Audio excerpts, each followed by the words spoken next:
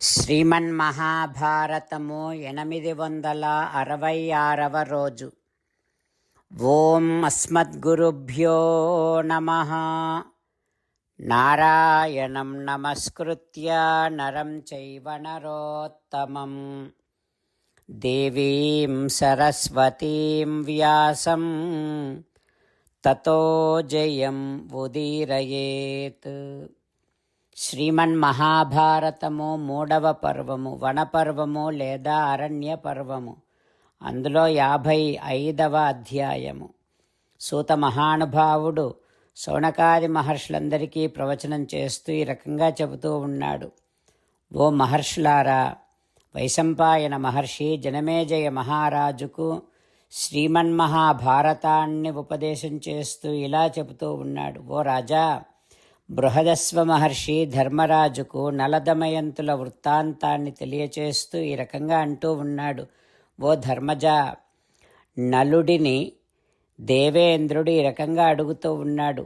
ఓ నలా, నువ్వు దమయంతి భవనములోనికి ప్రవేశించగలవు, అందుకని వెళ్ళు అని అనగానే నలుడు సరే అని దమయంతి అంతఃపురానికి వెళ్ళాడు. అక్కడ దదర్శ తత్ర వైదర్భీం సఖీగణ సమావృతాం దేదీప్యమానాం వపుషా శ్రియా చ వరవర్ణినీం. అక్కడ అద్భుతమైనటువంటి రూప సంపదతో ప్రకాశించే పద్మినీ జాతికి చెందినటువంటి దమయంతిని చూశాడు నలమహారాజు. అప్పుడు ఆ దమయంతి చెలికత్తెలతో కూడి ఉంది. అతి సుకుమారమైనటువంటి శరీరాన్ని, సన్నని నడుమును, మంచి కన్నులు కలిగినటువంటి దమయంతి తన కాంతితో చంద్రుని కాంతిని కూడా పరిహసిస్తున్నట్టుగా ఉంది. చిరునవ్వులు చిందించే ఆ దమయంతిని చూడగానే నలునిలో కోరిక విజృంభించింది. అయితే అక్కడికి వెళ్ళినటువంటి ఆ నలుడిని చూడగానే అంతఃపుర స్త్రీలందరూ ఒక్కసారిగా ఆ నలుని తేజస్సుకు ఆశ్చర్యపడి తమ తమ ఆసనాల నుండి లేచారు.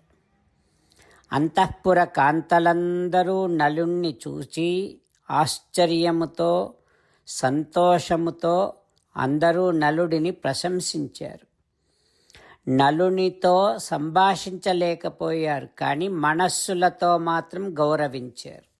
వారు మనస్సులలోనే ఈ రకంగా అనుకుంటూ ఉన్నారు. అహో రూపం, అహో కాంతి, అహో ధైర్యం మహాత్మనః, కోయం దేవో అథవా యక్షో గంధర్వో వా భవిష్యతి. ఇతడి సౌందర్యం చాలా అపురూపముగా ఉంది. ఇతని తేజస్సు అద్భుతముగా ఉంది. ఇతనిలో అద్భుతమైనటువంటి ధైర్యము ఉంది. ఇతడు ఎవరై ఉంటారు? దేవతా పురుషుడా, యక్షుడా, లేక గంధర్వుడా అని అనుకుంటూ ఉన్నారు. అట్లా అందరూ ఆ నలుని తేజస్సుకు బెదిరి సిగ్గుపడి ఏమీ మాట్లాడలేకపోయారు. కానీ దమయంతి మాత్రం చిరునవ్వు చిందిస్తూ ముందుగా అందరినీ పలుకరించేటటువంటి స్వభావము కలిగినటువంటిది కనుక దమయంతి నలునితో ఈ రకంగా మాట్లాడుతూ ఉంది. ఓ సుందరాంగా, నాలోని కోరికలను వృద్ధి పొందిస్తున్నటువంటి నువ్వు ఎవరివి? అమరునిలాగా అంతఃపురములోనికే వచ్చేశావు. ఓ వీరుడా, నువ్వెవరివో తెలుసుకోవాలని ఉంది. ఇక్కడికి ఎట్లా వచ్చావు? ఎవరికీ కనిపించకుండా ఎట్లా ఉన్నావు? మా రాజు ఉగ్రశాసనుడు, అతని ఆజ్ఞ చేత రాజభటుల చేత రక్షింపబడే ఈ అంతఃపురములోనికి నువ్వు ఎట్లా ప్రవేశించగలిగావు అని దమయంతి అడగ్గానే నలుడు ఈ విధముగా సమాధానం చెబుతూ ఉన్నాడు. ఏం చెబుతున్నాడో రేపు తెలుసుకుందాం. జై శ్రీమన్నారాయణ. జై శ్రీమన్నారాయణ. అమ్మా నాన్నలకు సాష్టాంగ నమస్కారం చేద్దాం. మన ఆచార్యవర్యుల శ్రీచరణారవిందములకు సాష్టాంగ నమస్కారం చేద్దాం. శ్రీ వేదవ్యాస మహర్షుల వారి దివ్య పాదారవిందములకు సాష్టాంగ నమస్కారం చేద్దాం. శ్రీ విఘ్నేశ్వర స్వామి వారి శ్రీచరణారవిందములకు సాష్టాంగ నమస్కారం చేద్దాం.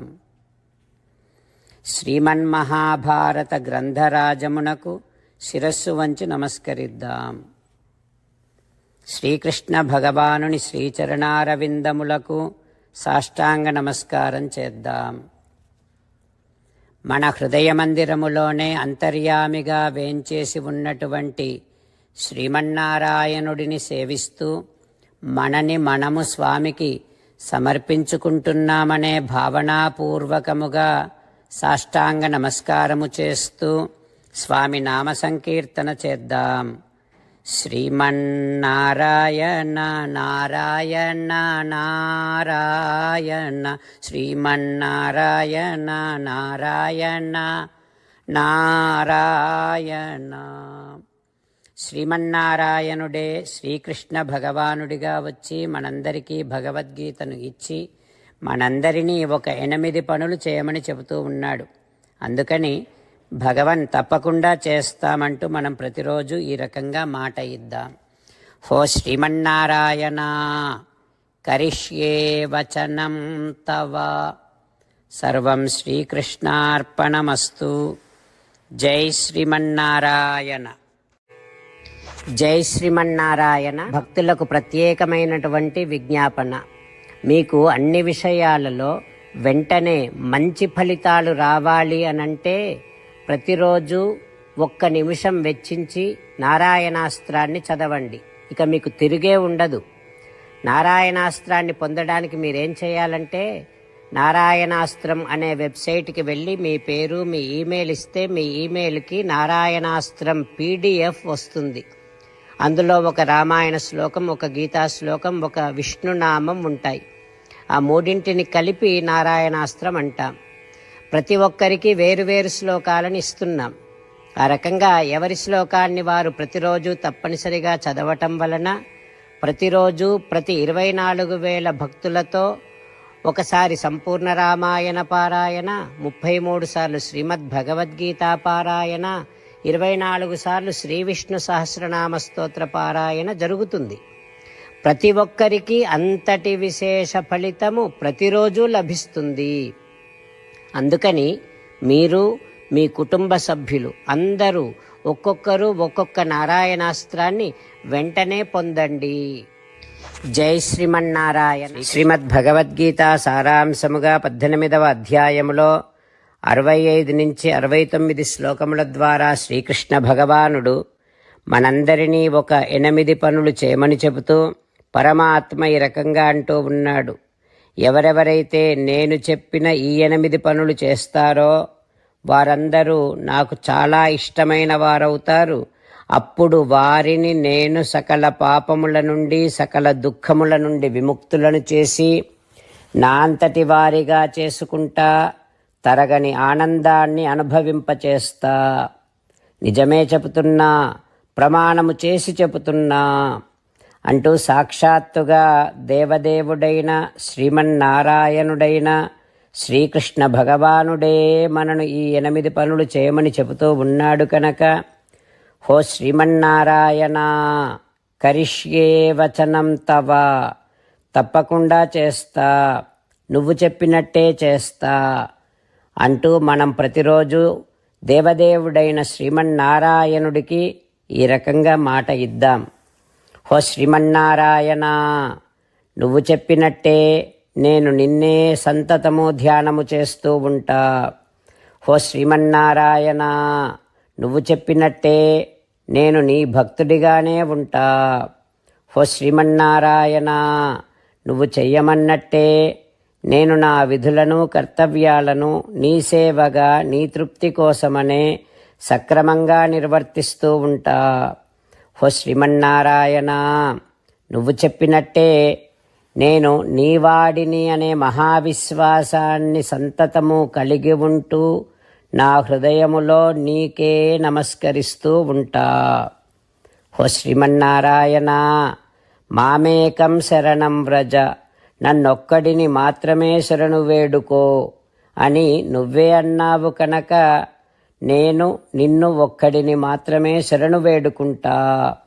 హో శ్రీమన్నారాయణ, మా శుచః, ఇక దుఃఖించకు అని నువ్వే నాకు భరోసా ఇస్తూ ఉన్నావు కనుక నేను ఇక దుఃఖించను. హో శ్రీమన్నారాయణ, నువ్వు చెప్పినట్టే నువ్వు నా కోసమని చెప్పిన శ్రీమద్భగవద్గీతను ఎప్పుడో ఒక్కసారి కాకుండా ప్రతిరోజు కనీసం ఒక్క శ్లోకాన్నైనా అనుసంధానము చేస్తూ గీతోపదేశాన్ని జ్ఞాపకం చేసుకుంటూ ఉంటా. హో శ్రీమన్నారాయణ, నువ్వు చెప్పినట్టే నువ్వందరి కోసమని చెప్పిన శ్రీమద్భగవద్గీతను తెలియని భక్తులందరికీ తెలియచేసే నా వంతు ప్రయత్నాన్ని నిరంతరము కొనసాగిస్తూనే ఉంటా. హో శ్రీమన్నారాయణ, నేను నువ్వు చెప్పినట్టే చేస్తా, నీకు నచ్చినట్టే ప్రవర్తిస్తా, నీకోసమే పని చేస్తూ ఉంటా. కరిష్యే వచనం తవ. సర్వం శ్రీకృష్ణార్పణమస్తు. జై శ్రీమన్నారాయణ.